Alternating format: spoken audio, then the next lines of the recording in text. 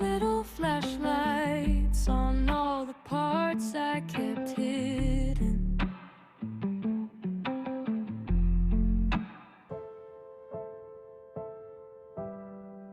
Welcome in. Let's turn the page. It's you only, and that's enough today.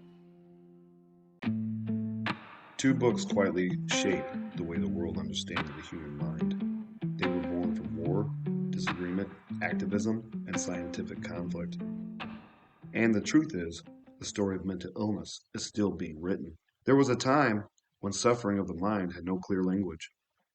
People knew pain, fear, hallucinations, despair, but there was no agreed upon way to describe it, treat it, or protect those experiencing it. Before the modern diagnostic manuals existed, mental health illnesses, they were often labeled with blunt, frightening words such as insanity, madness, hysteria, moral weakness. The labels changed depending on the doctor and the hospital or the era. And when language is unstable, so is justice.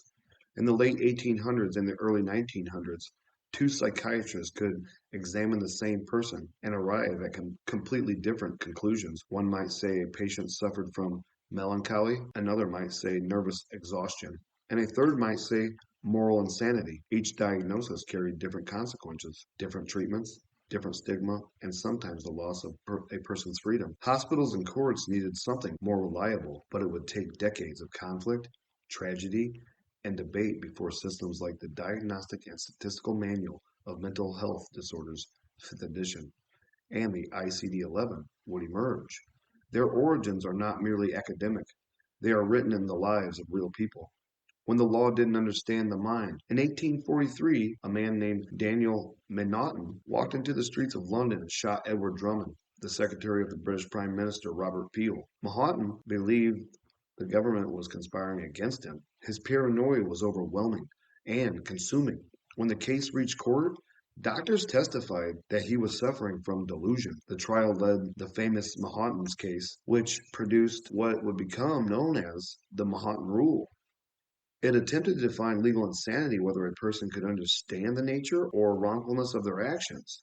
But even then, the law struggled with a fundamental question. How do you define mental illness when medicine itself has no clear definitions? The court created rules, but psychiatry still lacked a shared diagnostic language. The result was confusion, sometimes compassion, sometimes injustice, locked away without standards. By the early 1900s, thousands of Americans were being confined in psychiatric institutions. Some desperately needed help, others were misdiagnosed, misunderstood, or simply inconvenient to their families. And President Trump, he's trying to bring back psychiatric wards. How terrifying. Hopefully, they'll be a lot better. But without standards of diagnosis, the threshold for institutionalization could be dangerously subjective, and back then it was. This problem surfaced dramatically in the case of Kenneth Donaldson, everyone. Donaldson was committed to a state hospital in Florida in 1957 after his father alleged he was paranoid. For 15 years, Donaldson was confined in the hospital, even though he repeatedly argued he was not dangerous and could live outside safely. His case eventually reached the U.S. Supreme Court as O'Connor versus Donaldson in 1975. The court ruled that non-dangerous individuals who can survive safely in freedom cannot be confined against their will. Amen. Donald later wrote about his experience, and this is what he said. There was no treatment, only confinement. His story exposed a terrifying truth about the era. Psychiatric authority existed without consent, diagnostic standards, or legal safeguards. Cases like Donaldson's pushed the field to become more rigorous, more accountable. So, war changes everything. Then came World War II. Millions of soldiers returned home carrying invisible wounds, nightmares, panic, emotional numbness, violent memories. At the time, these symptoms were often labeled shell shock or combat fatigue, but doctors disagreed on what those terms meant. Some believed the soldiers were weak, others believed they were suffering from genuine psychological trauma. The medical community suddenly faced a massive challenge. How do you treat something you cannot clearly define? Out of the pressure came the first formal attempts to classify mental disorders in a systematic way. The WHO, or World Health Organization, expanded its international disease catalog, eventually producing what we know as the ICD system. Meanwhile, in the United States, psychiatrists began building their own diagnostic manual focused entirely on mental health. The American Psychiatric Association published the first DSM in 1952. It was an imperfect beginning, but it was a start. And that's where everybody needs to know if you want change, you have to have a start.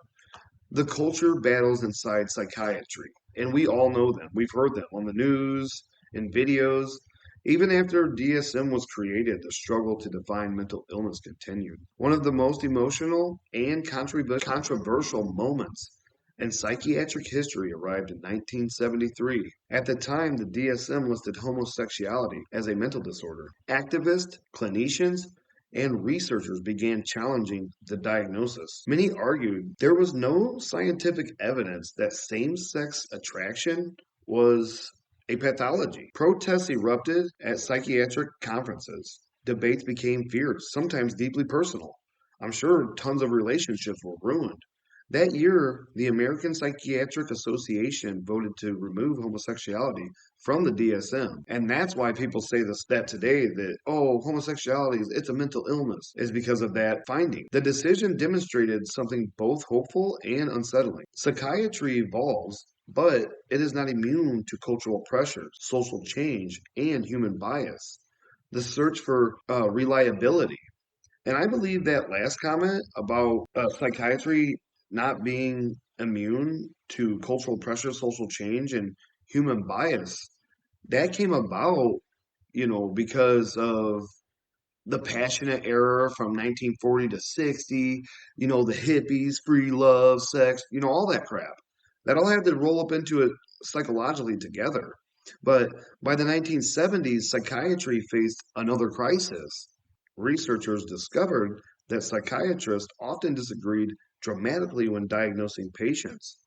Two doctors examining the same person could produce entirely different conclusions. This threatened the scientific credibility of the field. So in 1980, DSM-3 included a revolutionary change, structured diagnostic criteria.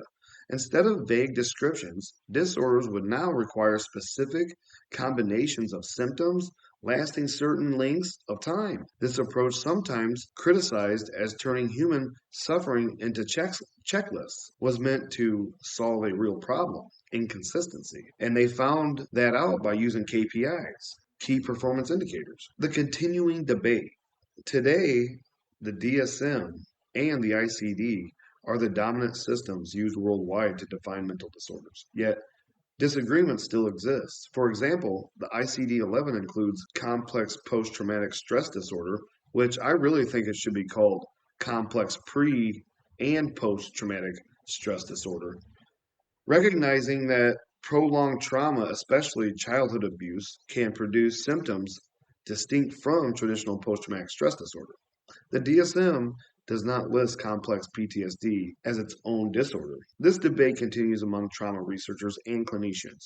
It reminds us that mental health science is still evolving. The human question here is, behind every classification system lies a deeper question. When we name suffering, are we discovering something real or creating categories that shape how we see ourselves? These manuals were born from chaos, inconsistent diagnoses, legal battles, war trauma, activism, and scientific disagreement. They exist because the world needed a shared language for the mind. But the mind remains more complex than any manual, and each of us know that.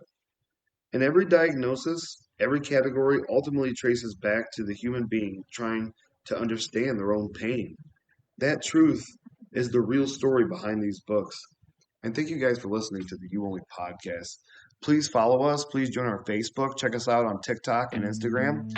We're getting out there. We're getting big this year. We need more followers. Share us with your friends, guys. Let's make a group out of this so we can get to know each other better. Thank you. Until next time.